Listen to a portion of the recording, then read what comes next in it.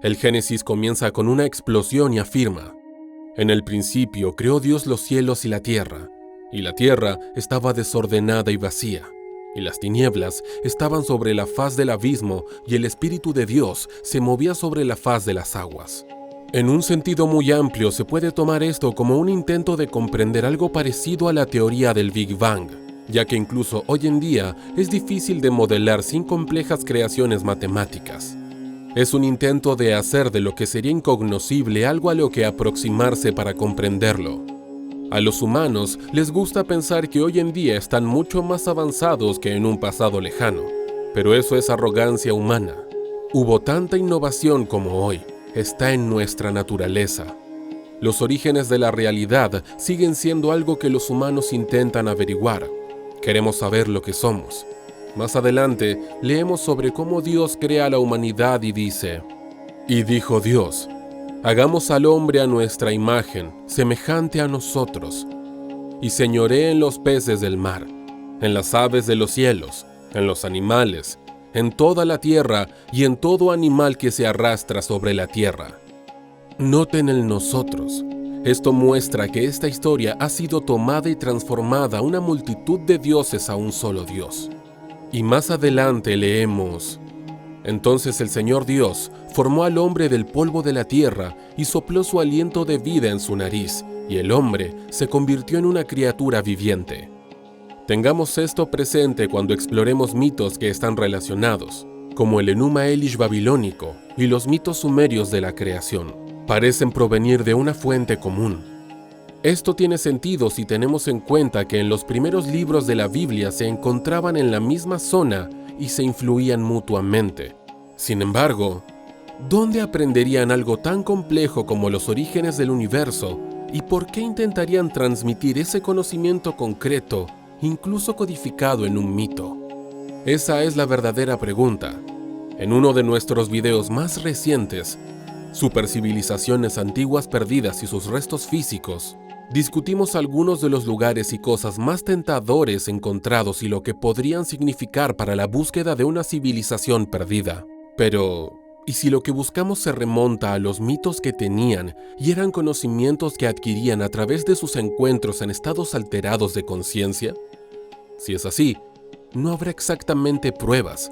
Sin embargo, podría haber pistas que se nos escapan en los mismos mitos que vamos a analizar. Mitos sumerios de la creación. Sumeria es una de las culturas más antiguas que se conocen y se remonta a 6000 años antes de Cristo.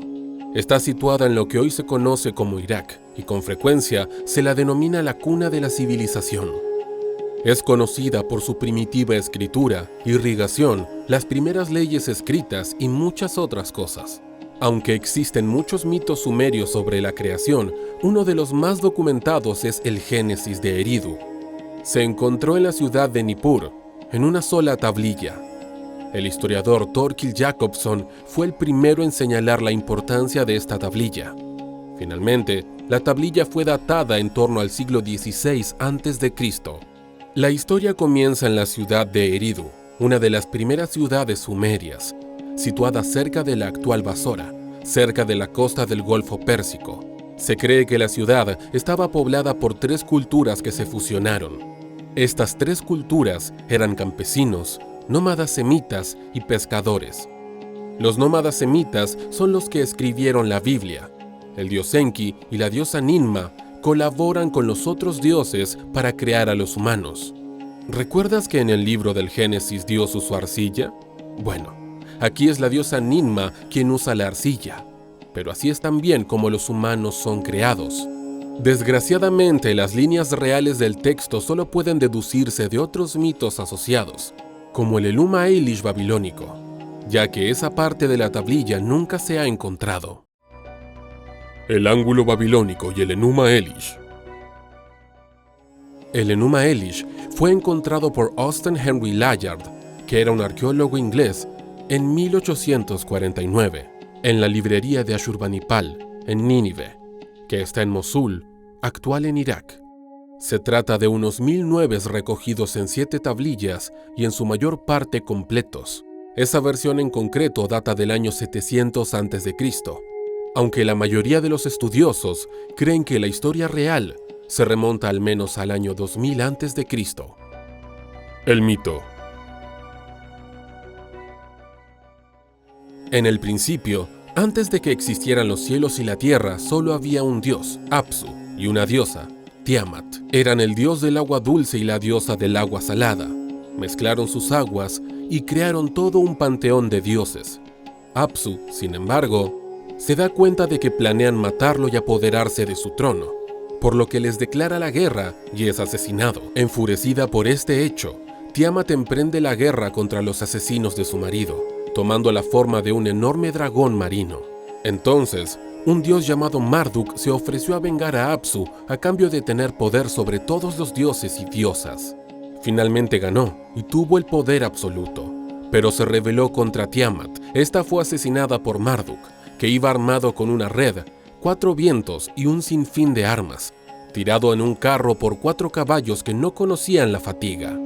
Marduk desmembró el cuerpo de Tiamat en 2, y en el papel de Dios, creó el cielo y la tierra a partir de él.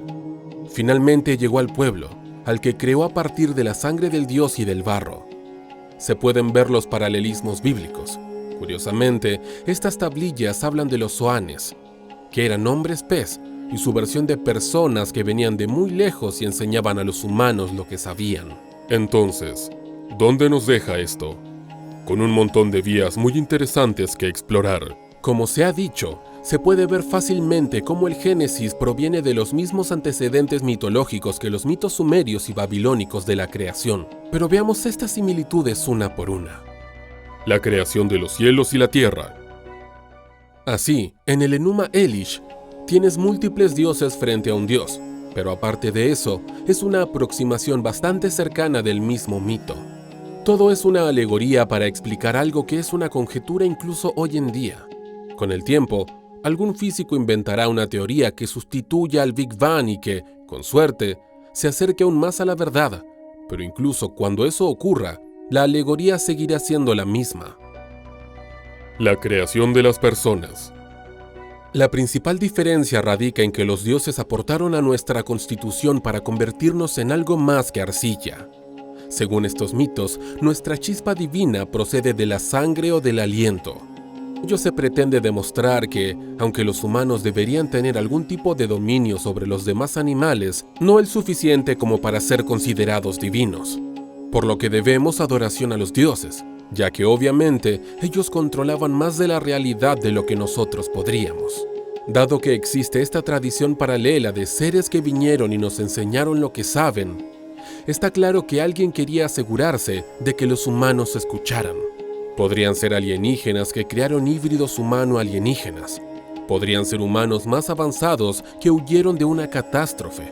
Simplemente no lo sabemos. Hay pruebas en ambas direcciones. Lo que parece claro es que los mitos posteriores nos cuentan que los humanos escaparon rápidamente a su control y que al menos algunos de ellos intentaron destruir lo que habían creado mediante una gran inundación. No hay espacio aquí para hacer más que tocar ligeramente ese ángulo de la historia, pero lo que los mitos nos dicen es que algunos de los dioses nos ayudaron a escapar de ese destino y algunos estaban a favor de aniquilar a los humanos. Incluso en la Biblia, donde el mito se condensa en un dios, es muy complicado, ya que Dios va a destruirnos, pero luego va a salvarnos. Por lo tanto, el mito del diluvio debe haber sido demasiado importante para dejarlo de lado por completo. Sirve como advertencia a la humanidad para que no confíe totalmente en la buena voluntad de los dioses. También sirve como advertencia a la humanidad para que no confíe en que la realidad o la naturaleza permanecerán en un estado estático e inmutable, y debemos estar preparados para un cambio rápido y total. Ese cambio rápido y total podría ser la última lección que se aprende en estas historias. Es evidente que los humanos somos más que los demás animales. Ni siquiera nuestros parientes más cercanos, los chimpancés y los bonobos, que comparten el 98,7% de nuestro ADN, tienen un Mozart o un Einstein. Siguen existiendo en estado salvaje, esperando esa chispa. Algo nos dio esa chispa que nos permitió trabajar juntos por objetivos comunes, buscar la comunidad, esforzarnos por mejorar nuestras circunstancias. Al final, quizá eso es lo que importa, ya que forjamos nuestro propio destino y ganamos. Hasta ahora.